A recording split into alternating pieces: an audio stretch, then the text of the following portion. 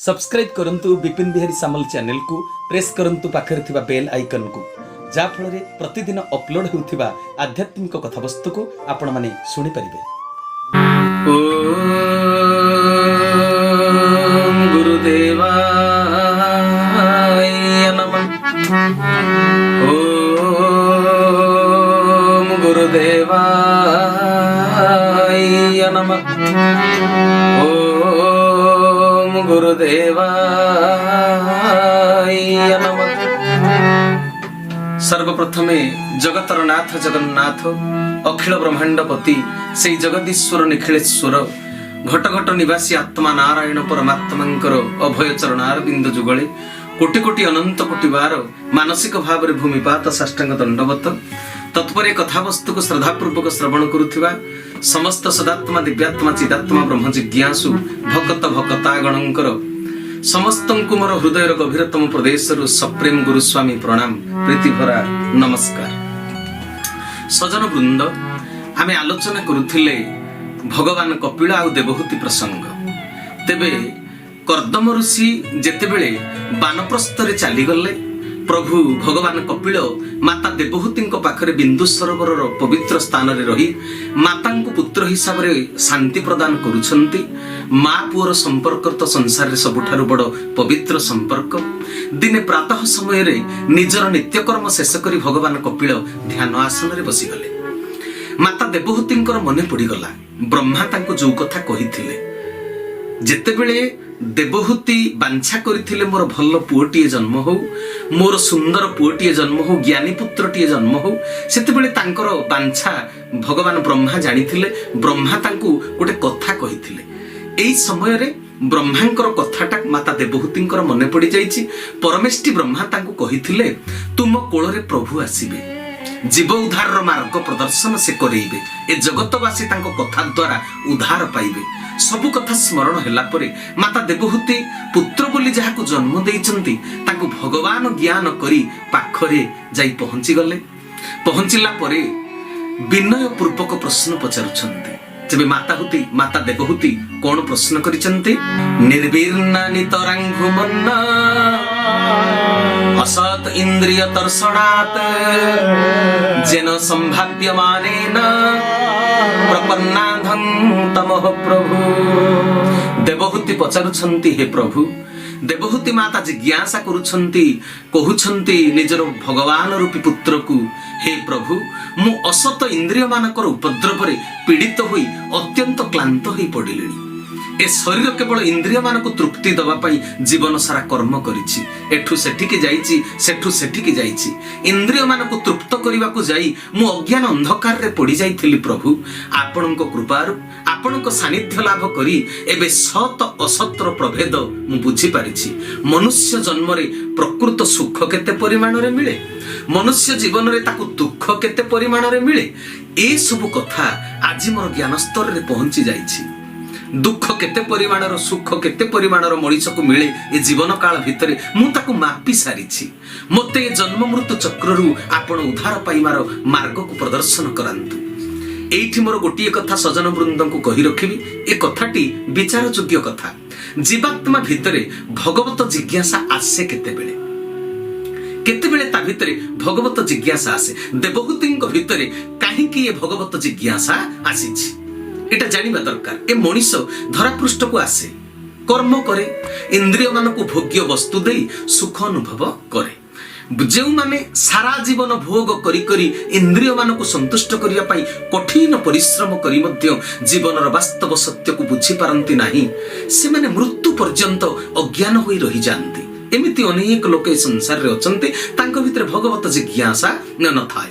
जे माने भोग करी करी जानी पारंती इंद्रिय मान को जेते भोग कराइले मध्य से माने भोग रे पूर्ण हेउ नाहंती शांत हेउ नाहंती। पुणी भोगरु तांकर रोग सृष्टि हेउची पुणी भोग परे आहुरी भोग करिबा को इच्छा हेउची। ए सुख भोग सत्य नुहे एहा हेउची असत्य। ଏହା ଜାଣିପାରିଲା ପରେ ସେମାନେ ଭଗବତ ଜିଜ୍ଞାସା କରନ୍ତି। ଯୋଉମାନଙ୍କ ଭିତରେ ଭାବନା ଆସିଯାଏ ଇନ୍ଦ୍ରିୟ ମାନଙ୍କୁ ଯେତେ ପରିତୃପ୍ତି କଲେ ମଧ୍ୟ ଏମାନେ ଶାନ୍ତ ହଉନାହାନ୍ତି, ଆହୁରି ଦରକାର କରୁଛନ୍ତି। ନିଆଁରେ ଘିଅ ଢାଳିଲା ଭଳି ଯେମିତି ହୁତାସନ ଆହୁରି ଅଧିକ ଜଳି ଉଠେ, ଇନ୍ଦ୍ରିୟ ମାନେ ଅଧିକ ଆଶା କରନ୍ତି ଭୋଗ୍ୟ ବସ୍ତୁ। ଏକଥାକୁ ଜାଣିଲା ପରେ, ସତ୍ୟକୁ ଜାଣିଲା ପରେ ଜଣକ ଭିତରେ ଭଗବତ ଜିଜ୍ଞାସା ଆସେ। ମାତା ଦେବହୂତି ଥିଲେ ମନୁରାଜା ଓ ମହାରାଣୀ ଶତରୂପାଙ୍କର କନ୍ୟା। ଜୀବନରେ ସେ ରାଜପ୍ରାସାଦ ଭିତରେ କାଳ କାଟିଛନ୍ତି, ରାଜଭୋଗ କରିଛନ୍ତି। କେବେ ଦିନେ ଜୀବନରେ ସେ ଦୁଃଖ ଅନୁଭବ କରିନାହାନ୍ତି। ରଜା ଝିଅ, ଦୁଃଖ ପାଇବାର ତାଙ୍କୁ ଅବସର ମିଳିନି, ଦୁଃଖକୁ ଅନୁଭବ କରିବାର ତାଙ୍କୁ ସମୟ ମିଳିନି। ଅଭାବ ଅନାଟନକୁ ଜାଣିବା ପାଇଁ ମା ବାପା ତାଙ୍କୁ ସୁଯୋଗ ଦେଇନାହାନ୍ତି, ତାଙ୍କୁ ସୁଯୋଗ ସେ ପାଇନାହାନ୍ତି। ଧନର ପରିବେଶ ପରିସରକୁ ଛାଡ଼ି ଯେତେବେଳେ ଜ୍ଞାନର ପରିବେଶକୁ ଚାଲି ଆସିଲେ, ମାତା ଦେବହୂତି ପୁତ୍ର କପିଳ ଭଗବାନ ଭଳି ପୁତ୍ରକୁ ସେ ଜନ୍ମ କରିଛନ୍ତି। ଅର୍ଥାତ୍ ରାଜପ୍ରାସାଦରୁ କର୍ଦମ ଋଷିଙ୍କ ଆଶ୍ରମକୁ ଚାଲି ଆସିଲେ। ଜନ୍ମଠାରୁ ସେ କର୍ମକୁ ଏବେ ଅଧିକ ଗୁରୁତ୍ୱ ଦେଇଛନ୍ତି। ଜନ୍ମ ହବାଟା ବଡ କଥା ନୁହେଁ। ବଡ ଘରେ ଜନ୍ମ ହେଇଥିବ, କର୍ମ ବିପାକ ଆସିଲା ପରେ ଗରିବ ହେଇଯିବ। ତେଣୁ କର୍ମ ହଉଛି ବଡ ଘରେ ଜନ୍ମ ହବାଟା ବଡ କଥା ନୁହେଁ। ବାପ ଘର ଯେତେ ଧନୀ ଘର ହୋଇଥାଉ, ଶାଶୁ ଘରର ସମ୍ପନ୍ନତାକୁ ନେଇ ନାରୀ ସୌଭାଗ୍ୟବତୀ ହୋଇଥାଏ। ତେଣୁ ଜଣେ ଋଷିଙ୍କ ପତ୍ନୀ ହିସାବରେ ସେ ବଞ୍ଚିବାର ଭିନ୍ନ କୌଶଳକୁ ଅବଲମ୍ବନ କରି ସାରିଥିଲେ ମାତା ଦେବହୂତି। ସ୍ୱାମୀ ବନଗମନ କରିବା ପରେ ସେ ଆହୁରି ଅଧିକ ଈଶ୍ୱର ପ୍ରେମରେ ଏକାନ୍ତ ଭାବରେ ମଜି ରହିବାର ସୁଯୋଗ ପାଇଲେ। କାରଣ ସ୍ୱାମୀ ଜଣେ ଯେତେବେଳେ ଦୂରକୁ ଚାଲି ଯାଇଛି, ତାଙ୍କ ପାଇଁ ସାଂସାରିକ କର୍ମ ଯେତେ କରିବାକୁ ପଡୁଥିଲା, ଆଉ ଦେବହୂତିଙ୍କୁ ପଡିଲାନି, ଟିକେ କର୍ମ କମ୍ ପଡିଗଲା। ତେଣୁ ସେ ନିରୋଳା ହେଇଗଲେ, ନିକାଞ୍ଚନ ହେଇଗଲେ। ତେଣୁ ଆହୁରି ଅଧିକ ଈଶ୍ୱର ପ୍ରେମରେ ଏକାନ୍ତ ଭାବରେ ସେ ମଜି ଗଲେ। ଇନ୍ଦ୍ରିୟ ତୃପ୍ତିର ଚରମ ସୀମାରେ ପହଞ୍ଚିଲା ପରେ ଜୀବ ଭିତରେ ବୈରାଗ୍ୟ ଜନ୍ମ ନିଏ।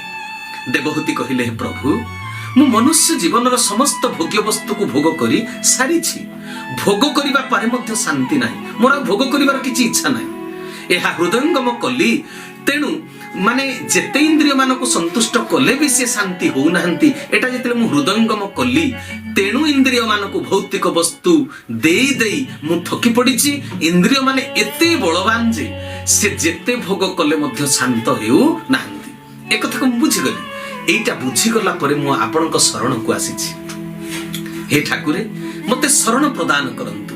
জীব ইন্দ্রিয় মানকর বশ হয়ে যাଉଛି। ইন্দ্রিয় মানকু বশ করিবার উপায় কଣ? জীব ইন্দ্রিয় মানকর বশ হব ନାହିଁ। জীব কেমিতি ইন্দ্রিয় মানকু নিজ বশকু আনি পারিব। মাতা দেবহূতি নিজর জন্ম কলা পুଅକୁ প্রশ্ন পচারুଛନ୍ତି উত্তর পাইবা পাই। মার বয়স অধিক, পুଅର বয়স অল্প। এঠারে সিদ্ধান্ত হইগলা জ্ঞান প্রাপ্তি দিগরে বয়স বিচার করা যায় নাই। মা সেঠারে নিজকু মা ভাবি নাহান্তি, পুଅକୁ পুଅ মনে করি নাহান্তি। পুଅ হইগলে গুরু, মা হইগলে শিষ্যা। ନିଜକୁ ବଡ ମନେ କଲେ କେହି କେବେ ଶିକ୍ଷା ଗ୍ରହଣ କରିପାରନ୍ତି ନାହିଁ, ଦୁନିଆରେ ଜ୍ଞାନ ହାସଲ କରିପାରନ୍ତି ନାହିଁ। ପୁଣି ଆଉ ଗୋଟାଏ କଥା, ସମସ୍ତଙ୍କୁ ଯଥାର୍ଥ ପ୍ରଶ୍ନ ମଧ୍ୟ ପଚାରି ଆସେ ନାହିଁ। ଯାହା ଭିତରେ ବ୍ରହ୍ମକ୍ଷୁଧା ନାହିଁ, ଯାହା ଭିତରୁ ସାଂସାରିକ ଭୋକ ଶୋଷ ଶେଷ ହୋଇନାହିଁ, ସେ ବ୍ରହ୍ମ ଜିଜ୍ଞାସା କରିପାରିବ ନାହିଁ। ତାକୁ ପ୍ରଶ୍ନ ପଚାରି ଆସିବ ନାହିଁ। ସେ ସଂସାର ପ୍ରଶ୍ନ ପଚାରିବ, ବ୍ରହ୍ମ ଜିଜ୍ଞାସା ତା ଭିତରେ ଆସିପାରିବ ନାହିଁ। ଦେବହୂତି ନାମର ଯଥାର୍ଥତା ପ୍ରତିପାଦନ କରିଛନ୍ତି ସେ। ଦେବ ଆହୁତି ଦେବହୂତି, ଶ୍ରେଷ୍ଠ ଦେବ କପିଳ ଭଗବାନଙ୍କ ପରି ଜ୍ଞାନ ରୂପୀ ଯଜ୍ଞ କୁଣ୍ଡରେ ମାଙ୍କର ଗୋଟି ଗୋଟି ପ୍ରଶ୍ନ ହଉଛି ଗୋଟିଏ ଗୋଟିଏ ଆହୁତି। ଯଜ୍ଞ କୁଣ୍ଡରେ ଆହୁତି ପଡିଲେ ପ୍ରଜ୍ୱଳିତ ଅଗ୍ନିର ଶିଖା ଯେମିତି ଉପରକୁ ଉଠି ଜଗତର କଲ୍ୟାଣ କରେ, ଆଲୋକ ପ୍ରଦାନ କରେ। ତାର ଧୂମ୍ର କୁଣ୍ଡଳୀରେ ଜଗତର ପ୍ରଦୂଷଣ ଦୂର ହୁଏ। ତାର ଉତ୍ତାପ ଦ୍ୱାରା ଯେମିତି ପାପ ଜଳିଯାଏ, ଅଜ୍ଞାନତା ଜଳିଯାଏ, ସେଇ ଧୂମ୍ର ମହକରେ ପିଣ୍ଡ ବ୍ରହ୍ମାଣ୍ଡର ପ୍ରଦୂଷଣ ଯେମିତି ଦୂର ହୁଏ, ମାଙ୍କର ପ୍ରଶ୍ନ ଆହୁତିରେ ଜ୍ଞାନ ରୂପୀ ଯଜ୍ଞ କୁଣ୍ଡରୁ ଯେଉଁ ଉତ୍ତରର ଉତ୍ତାପ କପିଳ ଭଗବାନଙ୍କର ମହକ ପ୍ରକାଶିତ ହେବ, ସେଥିରେ ଜଗତର ଅଜ୍ଞାନ ଅନ୍ଧକାର ଦୂର ହେବ। ଯଜ୍ଞ ପାଇଁ ଯେମିତି ବିଶୁଦ୍ଧ ଘୃତ ଆବଶ୍ୟକ, ଜ୍ଞାନ ଯଜ୍ଞ ପାଇଁ ସେମିତି ବିଶୁଦ୍ଧ ପ୍ରଶ୍ନର ଆବଶ୍ୟକତା ରହିଥାଏ। ସଂସାରରେ କିଛି ଲୋକ ଅଛନ୍ତି, ସେମାନେ ଅନ୍ୟକୁ ପରୀକ୍ଷା କରିବା ପାଇଁ ପ୍ରଶ୍ନ ପଚାରନ୍ତି। ନିଜର ପ୍ରୌଢ଼ିକୁ ସାବ୍ୟସ୍ତ କରିବା ପାଇଁ, ନିଜର ଶ୍ରେଷ୍ଠତ୍ୱକୁ ପ୍ରତିପାଦନ କରିବା ପାଇଁ ସେମାନେ ପ୍ରଶ୍ନ ପଚାରନ୍ତି। ତାହା ପ୍ରଶ୍ନର ପରମ୍ପରା ନୁହେଁ। ସେଥିରେ ପରବର୍ତ୍ତୀ ପର୍ଯ୍ୟାୟରେ ତର୍କ ଆରମ୍ଭ ହୁଏ। ତର୍କରେ ଜ୍ଞାନର ମର୍ଯ୍ୟାଦା ନଷ୍ଟ ହେଇଯାଏ। ए जगत रे जी जेते ज्ञान अर्जन कले मध्य केही सृष्टि संबंधी ज्ञानर शिक्षक बा परीक्षक होई परिबे नाही। ज्ञान पिपासा जहा भितरे अछि समस्ते होचते छात्र। छात्र आउ जणे छात्र को केबे परीक्षा करि परिबो नाही। माता देवहूति शिष्यटीए साजी परम ज्ञान दाता भगवान कपिलंकु यथार्थ प्रश्न पचारि छंती। जगत कल्याण पाई जानिबार इच्छा तांको भितरे सृष्टि हेछि। मु जानिले जगत जानिबो। जणे केही तो प्रश्न पचारि थिबारु ए जगत को शास्त्र पुराण उत्तर आकार रे मिलिछि ना। अर्जुनंकर जिज्ञासा विषाद को मोचन करिया पई भगवान कृष्ण गीता ज्ञान देइचंती। जगत रे एमिति गोटे समस्या उपजिले गोटे शास्त्रर उन्मेष हेई थाए। तेणु देवहूतिंक भितरे जानिबार इच्छा नै निष्कपट भावरे जहा जिज्ञासा कले ताहार यथार्थ प्रश्न देइछंती भगवान कपिल। तेबे माता देवहूति कोन पचारि छंती?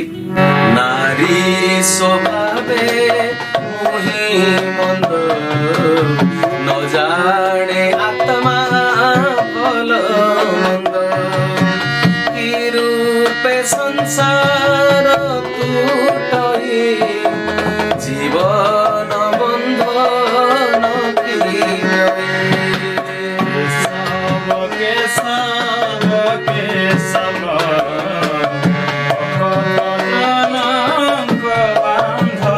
भोलानंद कंद भगवान की प्रभुंकर सदीच्छा पुण्य हे बोलानंदे कवार।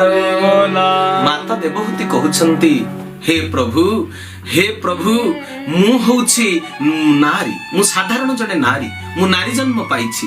आत्मार केउथिरे भल्ल केउथिरे मंद ताहा मु जानि पारु नाही।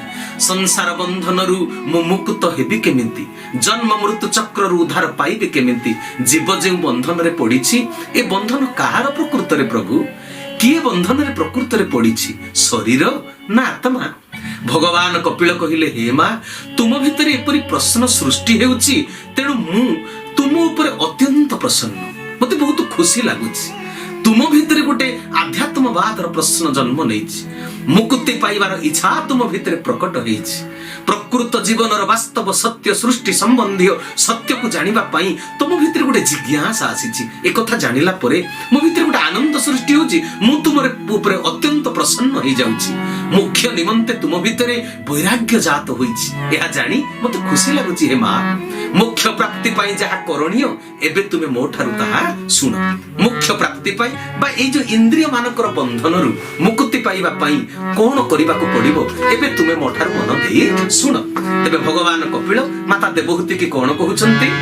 जाहार चित भक्ति जोगे भजई चरण जुगे जेबे विषय वैराग्य पूजे पूर्वे जार भाग्य एबे घोर माया बने निस्तरे भक्ति कर सणे।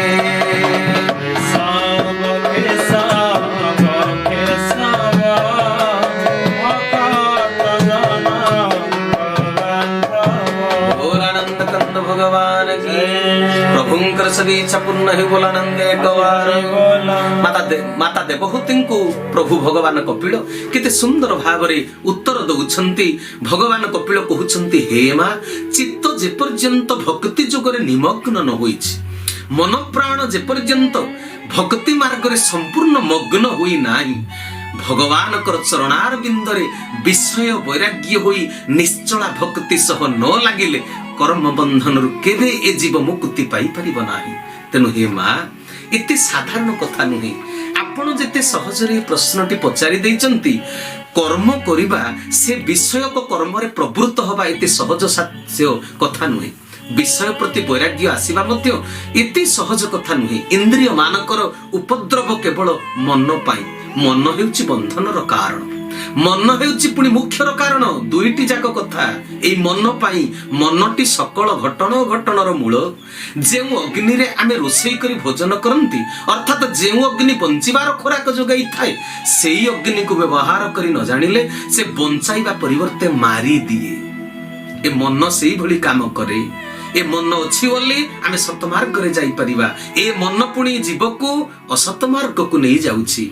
मनीष जळी पुड़ी पाउंस होई जाए। सबु वस्तुर प्रयोग विधि उपरे निर्भर करे। प्रयोग विधिटा केमिति एटा निजे जानिबा दरकार। विधिर विधान रे कोन अछि। प्रयोग विधि न जानिले मनीष विपर्यस्त होई जाए। तेनु प्रयोग कले प्रयोग किए करे ना मन द्वारा। आमे सिना हाथ कर्म करे कर्मेंद्रिय मानक द्वारा, किंतु कर्मेंद्रिय मानक प्रेरणा दिए मन। मनर गति को बदलई देले कर्म बंधन फिटी जिवो। आमे किछि समय पई घरु बाहरिले, घरे ताला पकई बाहर को आमे जानती। बाहरु आसिले पुणी ताला को खोलंती घर भीतर प्रवेश करिया पई। जेउ चाबी रे ताला पका जाए पुणी सेई चाबी रे ताला को खोला जाए। एबे बुझी हला मा ताहा पकाइबा पई आ खोलिबा पई, तालाटा पकेइबा पई आ खोलिबा पई गोटे चाबी दरकार। अलग अलग चाबी दरकार करा जाए नाही, दरकार पड़े नाही। तेनु जीव भितरे से गोटिए मन इंद्रिय लालसार परिपूर्ति पाई विषय बंधन रे पड़े। सेई मन सत्य को बुझी गला परे लालसा को त्याग करी पुणी भक्ति करी ए कर्म बंधन रु मुक्ति पाए। तेनु मनर ये होची क्रिया। तेनु मा ना शरीर बंधन रे पड़े ना आत्मा बंधन रे पड़े। बंधन रे प्रकृत रे पड़े किए ना मन। शरीर मध्यस्थ इंद्रिय मानकर कौनसी एथिरे दोष नाही। मन संकल्प करी अर्जन करी ताकू जहा दिए इंद्रिय माने ताहा भोग करंती। ज्ञानेन्द्रिय स्वाद ग्रहण करंती, कर्मेंद्रिय कर्म करी संग्रह करंती, निर्देश दिए मन। तेणु मनर गति को परिवर्तन करिबा हेउची साधना। चाबी को दक्षिण को मोड़ी देले ताहा पड़ी जाए, बाम को मोड़ी देले ताला खोली जाए। मन विषय आड़ को धाउची, तार गति बदलाई विशेश्वर आड़ंकु जदि आमे बदलई देई पारिबा तेबे मन को शरीर सुखर विपरीत मुखी करिदबा। जदि तत्व गोटिए हला कोन की अ उ म माने ओम, तत्वटी गोटिए खाली ओलटी पडिले कोन हो जाउची म उ अ माने मु। ओंग र तीनोटी अ उ म तत्व ओलटी पडिले म उ अ हे गला मु। सत्व रजतम त्रिगुण सब बेले आम भितर कार्यकारी होउचंती। कथा रहिला केउठी जीव काहाकू केते गुरुत्व देउची, किए आग किए पछ। उ सब बेले मझिरे उ हेउची रजगुण, से सब बेले संयोजक। से याकू टाणिबो ताकू टाणिबो, या सहित संयोग हबो ता सहित संयोग हबो। आग अ को रखिबो ना म को रखिबो एटा जीव ऊपर निर्भर करे। उत्तम विचारधारा लगेई देले मन बंधन रु मुक्त होई मुख्य आड़ को अग्रसर हेबो। मनर चाबी को भगवान को आड़ को मोड़ी दियो, बंधन मुक्त होई मुख्य प्राप्ति हेई जीवो। चंचल मन को अचल करी भगवान को चरण रे लगाई दियो आ भक्ति करो। आग ओ को रखो, ओ होउची सत्व, ओ हेउचंती विष्णु। तेनु विष्णुंकर भाव भक्ति रे मन को आग लखई रख। आ निजे बंचिबा पई जो मंकार तत्वटी शेष रे रहिला सेटा पछरे। प्रथमे भगवत आराधना, ए सृष्टि जहार तांकु प्रथमे प्रार्थना करो। निज बंचिबा कथा ता परे विचार करिवो। भक्ति कले कर्म बंधन रु मुक्त होई पारिबो। हे मा ए कथा सुनिला परे माता देवहूति पुणी कोन पचारिले जानंती? ए रूपे भक्ति जोग जानी, सी रूपे भक्ति परिमानी। एने जे मन संशय कह हे प्रभु दयामय।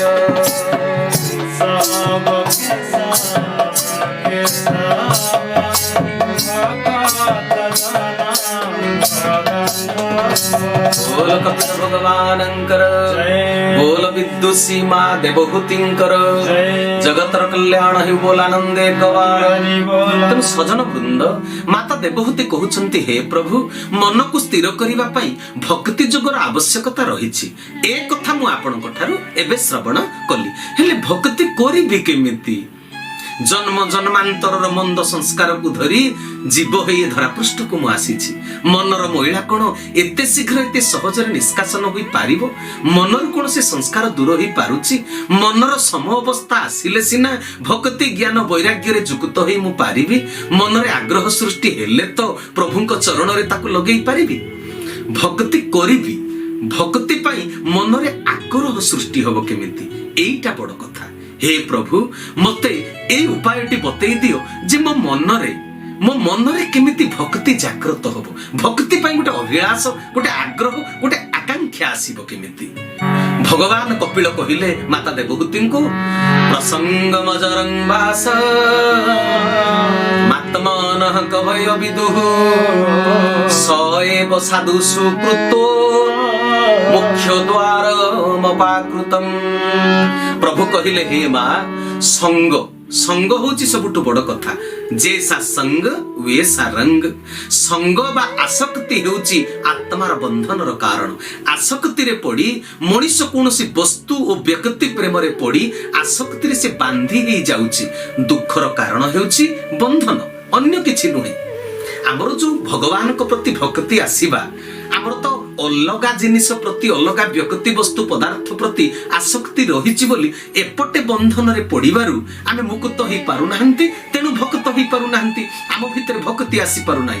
मने कर जने निदर उठिला परे दांत न घसी से चाहा पिए एमिति संसार लोक अछंती सेजरे बसी चाहा पीबा तांकर गोटे अभ्यास जेउ दिन कोनोसी कारणरु चाहा न मिलिला से दिन से दुख पांती ताको शांति लागे नाही से सुख पांती नाही चाहा देउथिबा लोकटी प्रति मध्य विरक्ति भाव प्रकाश करंती विद्रोह भाव तांको भितरे से लोकटी प्रति जात हुए तेनु जेउठी सुख सेठी होची दुख अलगा किछि नाही जोठी सुख सेठी दुख जेउ व्यक्ति प्रति स्वार्थ पाई प्रगाढ़ भल पाइबा सेई व्यक्ति प्रति स्वार्थ पूर्ण नहेले घोर शत्रुता सृष्टि हो जाए। प्रसंग मजरं पासमात्मन कहउचंती कहले आत्मार फास बा बंधन हेउची संग प्रसंग मजरं किंतु सेई संग जदि साधु सहित करा जाए तेबे से बंधन से आसक्ति कोन होई जीव ना मुख्यर कारण साजिव। जदि साधु सहित संग आमे करिबा जेतेबेले मनुष्य हिसाब रे धरापृष्ठ को आसीची आमे संगबद्ध जीवन यापन करिबा संघं शरणं गच्छामि संग बिना आमे बंची परिबा नाही किंतु संग का सहित करिबा जे सा संग वे सा रंग मनुष्य जेउ मानक सहित संग हुए सेई मानकर संस्कार को मन तांकर ग्रहण करि जाय जहार कार्यकलाप को सर्वदा देखिबो ए आखि कथा को सर्वदा सुनिबो ए कान मन सेई लोकर रंग ढंग चाली चलन को ग्रहण करी तार प्रिय पात्र हो जाए से भूल कले भी याकू भल दिसिबो कारण ताको भल पाउची आसक्ति रे पड़िची तेनु से भूल कले भी ता कामटा याकू भल देखा जीवो। संसार रे किछि लोक सिनेमा अभिनेता अभिनेत्रींकर अति प्रिय माने फैन आपण माने जानिथिबे से लंडा हेले ये भी लंडा ही पड़िबे संसार एमिति लोक अछंती हीरो जदि चुट्टी लंडा हिकरी काटी देला तबे ए भल पाउथिबा जो अभिनेता को जे भल पाउछन ए पिलाटी मध्ये लंडा ही जाए किए खेलाड़ी रो फैन किए नायक मानकर फैन किए राजनेतांकर फैन किए नृत्य शिल्पी रो फैन जा बाबद रे बेसी सुनिबो जहा को बेसी देखिबो मन तार निजर ही जाए से 100 कोस दूर रे थाउ ये देखि कि मीडिया रे तार अति निजर आपण माने संसार रे इभली लोकंकु एबे अनुभव करूथिबे तेनु मुख्य प्राप्ति पई संग दरकार खराब होबा पई जेमिति संग दरकार भलो होबा पई सेमिति संग दरकार तेनु भलो होबा पई कहार संग करिवो ना साधु संग एमिति संत मानकर संग करो जे सर्वदा ईश्वरंकर चर्चा करूथिबे तांको मन भितर ईश्वरीय प्रीतिर व्याकुलता थिबो संसारी मनुष्य हिसाब रे बंचिबा पई जहा भौतिक कर्म करिवो ताहा निश्चय करिबा को पड़िबो जहा सहित संपर्क रखिबा को बाध्य से जेउ परि लोक हेई थाउ ता सहित संपर्क रखिबा को पड़िबो मात्र ता सहित पर चर्चा करिवो नाही पर दोष कथन करिवो नाही भगवान को चर्चा व्यतीत जेउठारे अन्य चर्चा हेउथिबो से जागा को बिल्कुल जीव नाही जदि बाय चांस जाइछ पर चर्चा हेला से जागा छाडी शीघ्र चली जीव। साधु संग करी सतसंग करी सारिबा परे अन्य समय रे अन्यान्य सांसारिक कर्म करुथिबा बेले निरंतर हरिचरित को मने पकाई गुणी हेउथिबो सबु बेले हरिचरित को मने पकई गुणी होउथुबो मने मने तेबे मनरे लागिथिबा मंद संस्कार रो महिला धीरे धीरे सफा होई नूतन भक्ति संस्कार संग्रहित हेबो महिला गुडा नष्ट होई जीवो। तेबे सतसंग करिबा साधु संग करिबा साधु को चिन्हिले तो सतसंग करिबा ना साधु किए साधुंकर लक्षण कोन एठी भगवान कपिल सत्संग करिवार साधुसंग करिवार जेतेबेले उपदेश देइछंती मा देवहूति को तापरे साधु किए ए कथा मध्य भगवान कपिल मातांको आगे वर्णना करिछंती। तेबे ए पर्याय को एठी रखिबा परवर्ती अध्याय रे आमे आलोचना करिबा भगवान कपिल काहाकू प्रकृति रे साधु बोली कुहा जाई कहिछंती आमे का सहित संग कले मुख्य मुक्ति निर्वाण पाई जाई परिबा जीवनर ए जीवनर प्रकृत लक्ष्य स्थल रे पहुंची परिबा। तेबे समय अनुसार आज कथा वस्तु को एठी विश्राम देली। हरि ओम तत्सत हरि ओम तत्सत हरि ओम तत्सत। श्री केशवार्पणमस्तु श्री केशवार्पणमस्तु श्री केशवार्पणमस्तु। श्री केशव शरणम श्री गुरुस्वामी शरणम श्री चरमनाथ शरणम। समय अनुसार समस्त को विदायकालीन सप्रेम गुरुस्वामी प्रणाम प्रीति भरा नमस्कार।